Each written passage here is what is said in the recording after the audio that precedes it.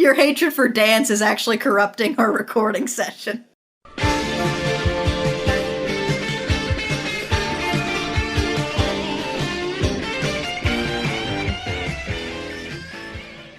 Hey there, Internet. I'm Annie. I'm Kit. And I'm Mac. And this is the JEM Jam, where we do an episode-by-episode recap of the 1980s cartoon Gem of the Holograms, because it is truly outrageous. You've heard Mac on there. Mac, it's been a little while. Welcome back. We're glad to be reunited again. Thank you. I'm happy to be back. So this episode, I'm so happy to have you back. We had a really great time with Chris Sims in the past two episodes, but, well, Mac, I have 3 words for you. It's dance time. No. Aren't you glad you came back, Mackenzie? I'm glad that I can add my vitriol for anything dance to this podcast. This is Season 2, Episode 12, aka Episode 38, aka Dance Time, which is one of the more on-the-nose episode titles, I feel. And it's also all about dance, everybody's least favorite character, by which I mean my least favorite character. Doesn't everyone love dance? Dance is so great, she's so caring, and she's such a good dancer, and she's so pretty. And her hair is every color. Seriously, she sounds like a fan character that somehow made it into the actual show. This episode is kind of the quintessence of why everyone hates dance. I'm irritated by dance, but I don't think I could ever match the amount of spite that you hold for this character. Oh, I hate her. The only thing that can get me through this episode is the fact that it means we're one episode closer to Riot. Oh, wow. Divisiveopinions.tumblr.com. Yeah, so address all your hate mail to Mackenzie at Tumblr. Yeah, address all your hate mail to me about how much you love dance, and I will just laugh and ignore all of it because you have bad opinions. Whoa! Wow, that is harsher than my Robin Hood opinions. I have had debates about Robin Hood since that episode. I like this. I like this new direction we're taking the show in. So, this episode, Dance Time, written by a man named George Arthur Bloom. Here's the thing, you guys, get this. This is his only episode of GEM, but he is actually no stranger to writing Hasbro properties. His writing credits go back to the 60s, but for the sake of our interests, 14 episodes of My Little Pony and Friends, 12 episodes of My Little Pony Tales. Kit, you're gonna love this. This guy wrote the first 3 episodes of G1 Transformers. More Than Meets the Eye, parts 1 through 3. Oh my god. He wrote those 3 episodes and one other episode, and he never wrote any more Transformers. He tapped out on Transformers. I think he did. Also, he wrote 1 episode of Street Sharks, which as far as I can tell is one of the real episodes. So, all of that aside, we open up on David Xanatos' mansion. David Xanatos wasn't a one-off character, that he keeps showing up. Yeah, he's back now. I think he shows up maybe once more, but I think this is it. And he gives this really loving speech, I guess, and talks about how he's going to do a contest to see which rock group came up with the best video that personifies both friendship and goodwill. And we're gonna hear the phrase friendship and goodwill a lot this episode. I wonder where the lip lizards are, because they'd probably embody friendship and goodwill perfectly. They probably get along really well together. Yeah, their life is a garbage heap. Can I just read David Xanatos' little monologue here? I'm so excited. The concepts of friendship and goodwill are of prime concern to me. But why all of us who live on the same planet cannot live in peace is something that should concern us all. Which is like coming right out of the stables with this little statement that sounds like a middle school essay opening. And I, Xanthos, believe the key to making the world better is music. I want to talk just for a second. Aside from maybe 2 seconds in this episode, David Xanatos addresses people exclusively from the upper level balcony in his office, in his library here. He only talks to people when he is literally looking down on them while wearing a smoking jacket and a diamond-studded cravat.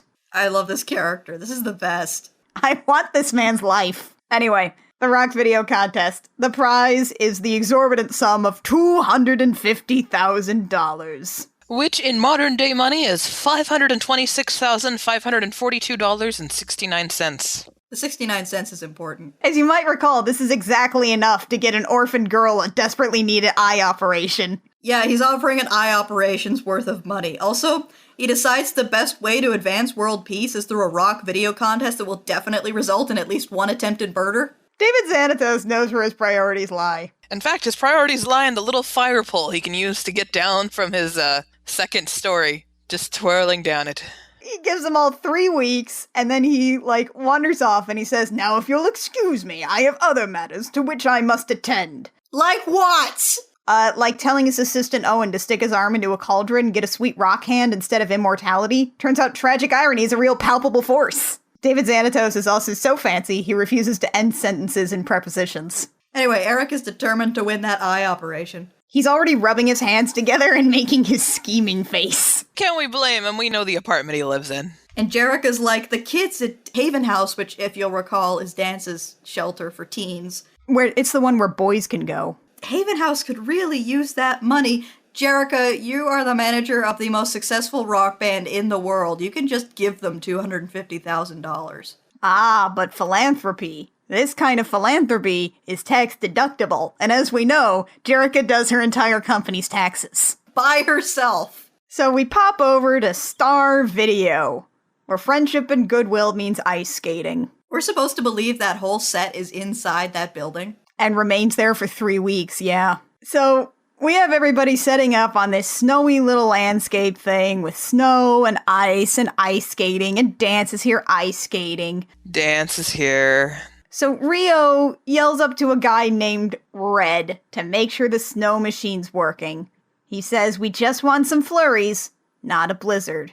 Rio, you're from California. You're from California. You don't even know what those words mean. You're not from a place that has weather. Also, apparently the Haven House kids are being brought onto the video as unpaid extras. Yay! $250,000! Also, Red, hella Scottish. It was near my fault, I swear it. It's an American voice actor doing a really bad Jimmy Doohan impression. We cut back briefly to Starlight Music, where Jerica is signing a contract that'll automatically sign over the prize money, which I feel is jumping the gun, but okay. She's talking to Joni, who's the only other employee of Starlight Music, and who is Russian now, I guess? She was Irish at the last time we saw her. I bet she just kind of shows up each day with a different accent, and Jerica's just never thought to ask. Just don't question it.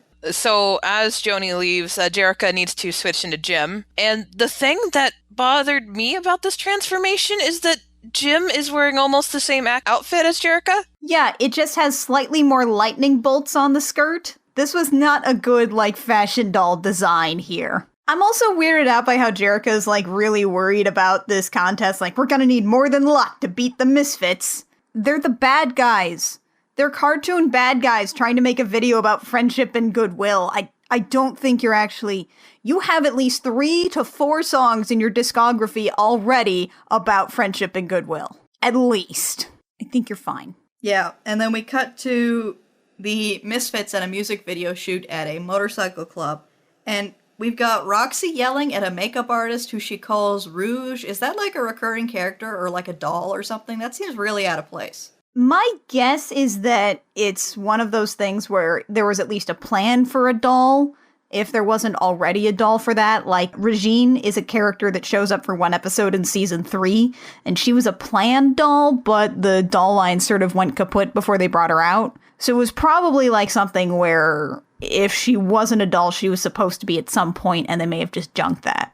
Because Rouge sounds like one of those sorts of names where it's supposed to be a cool bad guy name. But her character model's also, really basic, so I don't know. Anyway, Roxy and Jetta start bickering, and Pizzazz is like, whatever, let's get this over with so we can have fun. And then Stormer waltzes up in her Super Sentai outfit. She's like, I think this is fun. Stormer, no. Honey, Angel. I'm like, no, it's hard work. And Pizzazz says, and life should be easy. And then Jetta and Roxy break out into cheers like Pizzazz just said she ordered a pizza. And then we get our music video, which is free and easy.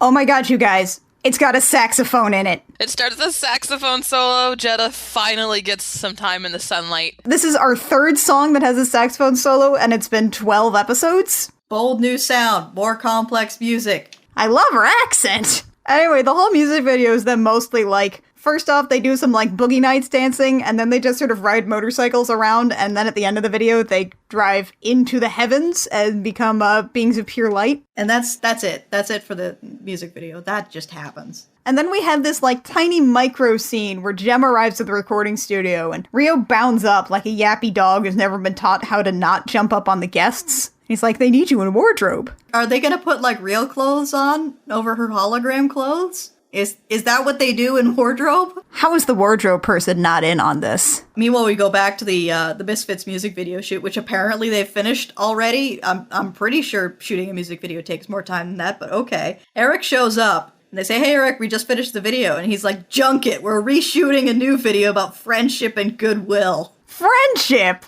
Goodwill? This sounds nice. Well, only if you like friendship and goodwill. Oh, Stormer. How does Eric think to himself, hey, you know what band would be perfect for winning a contest where I have to make a video about friendship and goodwill? The Misfits. The most needlessly confrontational people I've ever met in my life. This is why you have other bands, Eric. This is also one of those moments, this whole episode, because we keep hearing the phrase friendship and goodwill over and over. It's one of those moments where the Misfits are just one-dimensional cartoon bad guys who hate things that are good. It's like the equivalent of Skeletor hating it when people say words like happiness. I am 100% here for those moments. I love it so much. But maybe somebody desperately needs an eye operation because they are all in for this $250,000 prize money. Meanwhile, on the Charlie Brown Christmas set, With some very hilariously, obviously cardboard trees. I love them so much. We've got Red up there manning the snow machine. he gives them the snow, but then 2 screws fly out of the machine, and somehow that means it turns into gale force winds in a blizzard. And knocks over one of the cardboard trees right onto Danse, and because she's made of bones that are thinner than a pinky finger, she immediately breaks her leg. Danse needs more calcium. She's made of twigs and tissue paper, basically. It's not clear whether her leg is broken or if she's just, like, damaged the tendons like it's a football injury, but her leg's out of commission. And she's, oh, my leg hurts, oh! Meanwhile, Red was blasted off by the snow machine, fell right onto his back through some powdery piff nothing snow, then managed to climb back up with what is probably a pretty bad back injury to turn off the snow machine because nobody else did it. Red is a hero. But no, this episode focuses on Danse. So people turn to Red and they're like, Red, what happened? He goes, I did not know what would happen. It was neither me fault, I swear it. He is aggressively Scottish. And we go to commercial on JEM, like, holding Danse and petting her hair, saying, it's gonna be alright, Danse, it's gonna be alright, and wow, I kind of ship it. Unfortunately, kid, I got some bad news. We got some aggressive heteronormativity coming up. Oh. Yeah, Danse gets a boyfriend. It's cool, she dumps him sometime between, like, this episode and when they go to England for a Renaissance festival that thinks it's actually in the Renaissance period. Danse. There's another Danse episode! Okay, so we come back at Sun Memorial Hospital, and the doctor's like, well, tests show extensive trauma in the tendons and ligaments of the left leg. And she's like, in English, Dr. Howard. Oh, God. The doctor's like, oh, okay. With proper therapy, you should be able to walk again. I'm not making any promises about dancing because if I say that, you would sue me if something happened. Is that English enough? And then this is apparently the worst possible thing you could say to Danse. Because she just, like, flings herself out of the bed. What are you talking about? I can dance right now! Just smack falls right on her face. It's kind of great. Oh, thank goodness.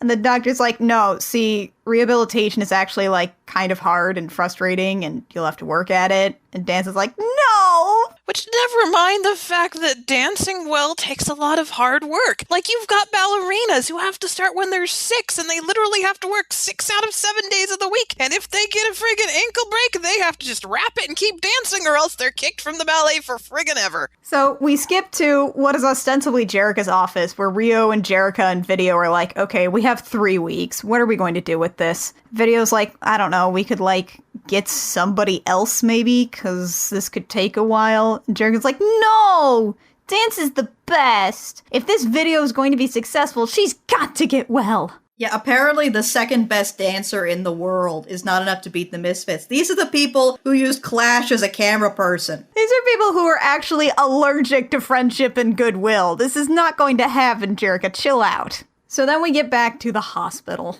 Yeah, at the fanciest physiotherapy clinic I've ever seen in my life. It's huge! Just real quick, this episode is, like, hugely condescending about disability, but also the three of us are more or less able-bodied, so we don't have a lot of personal experience with that kind of thing. So if we, say, get some terminology wrong or something, or if you just want to share some thoughts on the episode, we'd love to hear anything like that, just give us a nudge on Twitter or Tumblr. Anyway, Danse is being a sad sack, and she doesn't want to get in the jacuzzi. What's the point? Taking a bath isn't going to cure me. Actually, hot water might help this leg injury that you've got. And if she were actually a dancer, she'd probably know this, because it turns out both heat and cold can really help muscles sometimes. Right, that's why they have a jacuzzi in the center. That's why that's there. For being the #1 dancer in the world, or whatever dance is, she seems to be a terrible dancer. She's the best. Anyway, in comes a guy named Cisco who's got a whole bunch of donuts.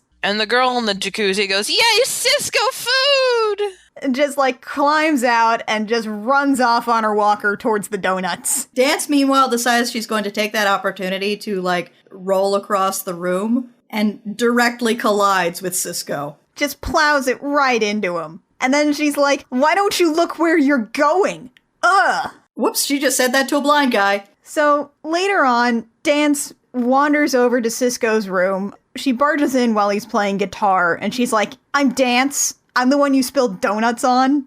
She's ostensibly here to apologize, but seriously, lady. Yeah, let's look at that language there. I'm the one you spilled the donuts on, thus putting the blame on him as the direct object there. Not, I'm the one who ran into you, or I'm the one that made you spill the donuts. Or even, we ran into each other in the lobby. It's clearly Cisco's fault for being blind.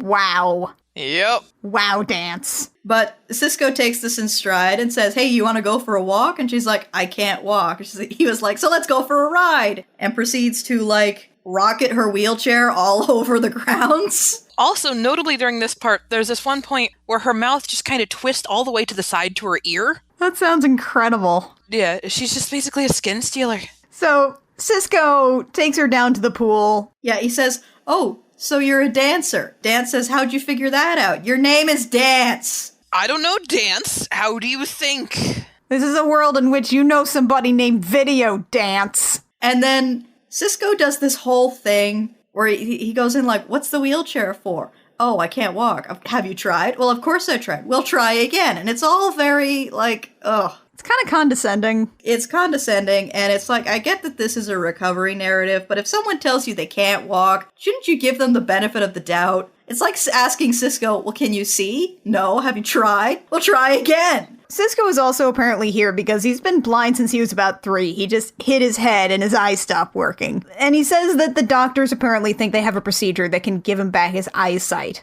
So he's getting brain surgery done. Yeah, so that's terrifying. And then as he's trying to do the whole try walking like this. And then as he's doing this patronizing backwards walk, he falls into the pool. And it turns out he can't swim. He starts to drown immediately. He shouts, I can't swim, and Danse responds with, just keep treading water. He just told you he can't swim. So she goes over to the lifeguard's sitting area where she tries to reach the lifesaver, and she can't reach it because she's in her wheelchair, so she has to stand up in order to reach it. And so she just sort of props herself up, grabs the life preserver, throws it over, saves his friggin' life. And he's like, I knew you could walk. Shut up, Cisco. Ugh, Danse. So Danse is like, fine, I'll actually try physical therapy, I guess. Cue a new video.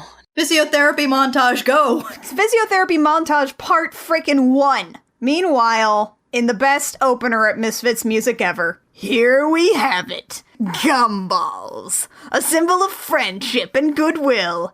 Everyone loves them. What? I don't love them, says Possess. Because she's a cartoon bad guy. And also, how are gumballs a symbol of friendship and goodwill? What kind of moon logic is this? I don't understand this. It's Eric, Moon Logic. As sure as I'm head of Misfits music, a gumball video will win that contest. And I'm like, I'm not exaggerating in his delivery here.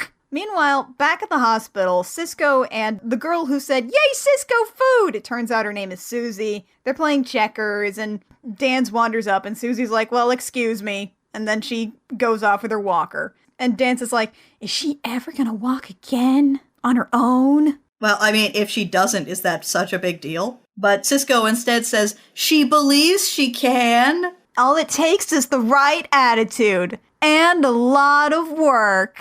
Yeah, so this is that kind of episode. And then he pulls out his guitar, and we get one of those weird diegetic blurring things, and then we start with the Gem and the Hologram song, takes work. Not it takes work, just takes work. Would you believe this is an original song? Really? I could have sworn I heard it before. No, this one's brand new. There's just like 6 other ones like it. Anyway, this is our second physiotherapy montage. Also, it's intercut with she and Cisco like becoming sweeties. And dance is terrible. They hold hands. They go for walks. As the song finishes up, she tries to do a little spin on her wheelchair and just like, I'm not even sure how to describe this animation. She goes vertical. You know how in the Foghorn Leghorn cartoons, when the dog runs to the end of its leash and then the leash yanks back and the dog's legs go out from under it? That is exactly what happens to Dance's wheelchair. It's exactly that. She goes full out horizontal and then just falls flat on her face again. Except this time she's not a sad sack, so everybody claps for her. Yeah, apparently she got overexcited and tried to do a pirouette in a wheelchair. Why? Nobody knows. I don't know. She's Dance. We go over to the studio where the holograms would be recording their music video. They're just waiting on set in full costume for Dance to get better. They have an ice skating rink there. They have had to keep that thing iced and cold in that studio for 2 weeks now because there's only a week until the contest is over. And they're like, well, hopefully Dance will be better in a couple of days. And Rhea's like, all right, okay, but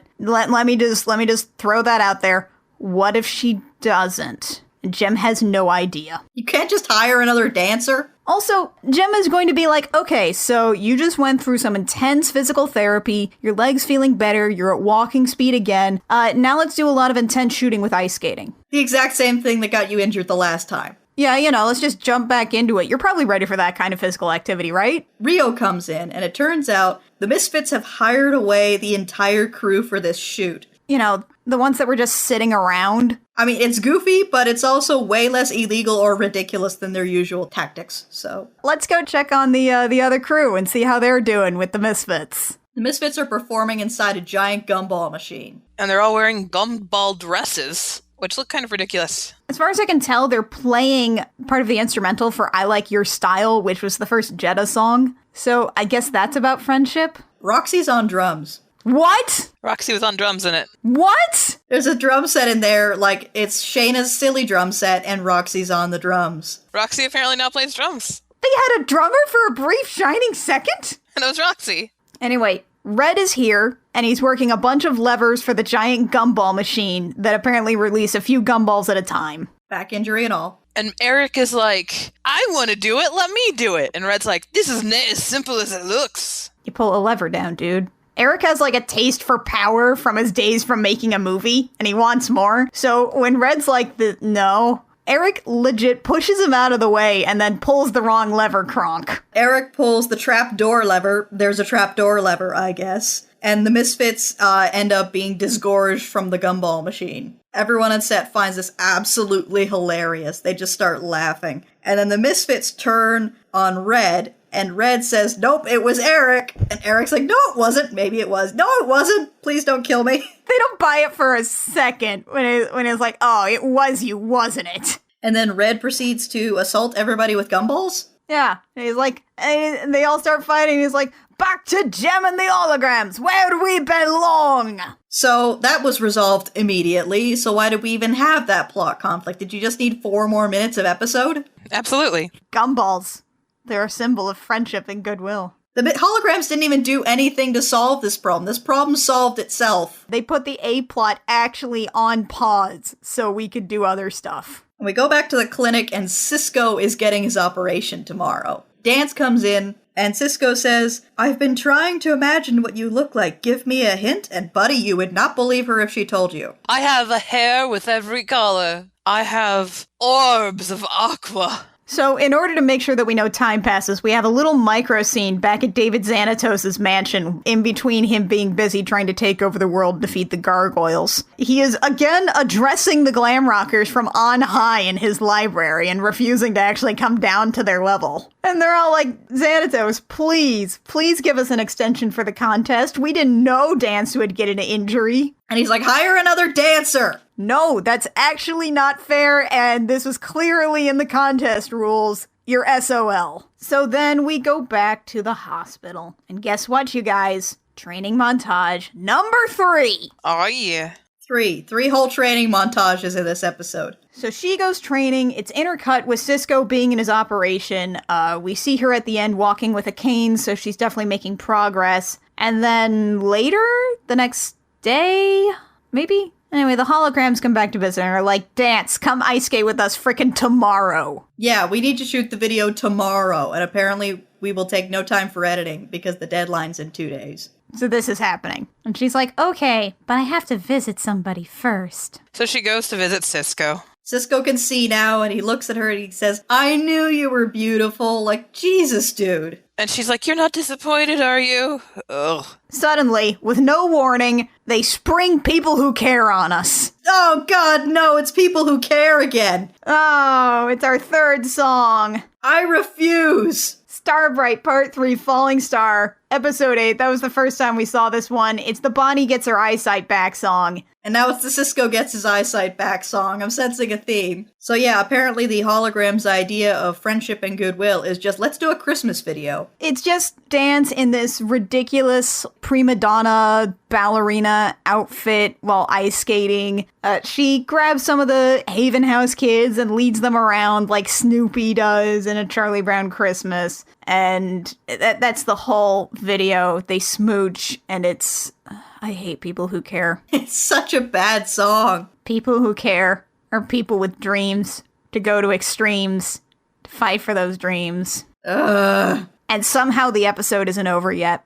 Still got some to go! Nope, we still have to announce that JEM won the video contest. In my humble but unerring opinion, the video done by JEM and the holograms best symbolizes my idea of friendship and goodwill. In my humble but unerring opinion, Xanatos invented the humble brag. And then he invites Jerica up to stand with him on high and look down on the peasants below. I love Xanatos. Oh, he's so... Why didn't we have him previously? This is everything that Howard Sands should have been. I want an episode devoted to him. Xanatos time. Speaking of, I haven't seen Howard Sands in a while. I think we just swapped out millionaires. I think if this were live action, it would turn out that Howard Sands had gone on to something else, and Xanatos was brought in as kind of his replacement without actually calling attention to it. So then we still have another scene after this for some reason. Nothing happens. It's just a party. Dance and Cisco are walking around arm in arm, and they go to say hi to JEM. And Jerica has to do this thing where she's like, oh, I think I saw JEM out back, and then she turns into JEM and runs around to the back of the building. We're like, oh, we have so many things to celebrate. Also, it turns out Dance is taller than Cisco, which, I think it's kind of cute. So they all just sort of like talk about, oh, a moon. It's so nice. And then that's the end of the episode. I don't know why that scene happened. They needed to fill up another minute or so, I guess. Mac? Yep. How you feeling? I hate Dance. I understand. Ugh. That's Dance Time. That's the very special disability episode that's hugely condescending about disability. Coming up, a very special adult illiteracy episode that's very condescending about illiteracy. And after that, a very special drug episode that's probably condescending about drugs. It's basically reefer madness, let's not kid ourselves. The Gem Jam comes out every Sunday on iTunes, SoundCloud, Stitcher, and YouTube. We are also on Twitter and Tumblr. You can find us just about everywhere at the Gem Jam, except on Twitter, where we are at GemJamCast. If you like what we do and you want to support us, you can leave us a subscribe, a like, review, whatever you have, a rating on wherever you find our podcast. Those are super helpful for our metrics, help us get spotted a little better. If you have a couple bucks kicking around and you still want to support us, you can go to our Patreon, which is at patreon.com/thegemjam. We also have a goal coming up that we would super like to hit, which means we are going to start doing Let's Plays of crappy Otome games, of which we have a whole list. Yeah, we're about $25 away from that, so check that out. And Mac will still strongly consider getting a glamour shot of her and her cats. So, until next time, dear listeners, I'm Annie. I'm Kit. And I'm Mac. And this has been the Gem Jam, where we remind you that an outrageous a day keeps the doctor away.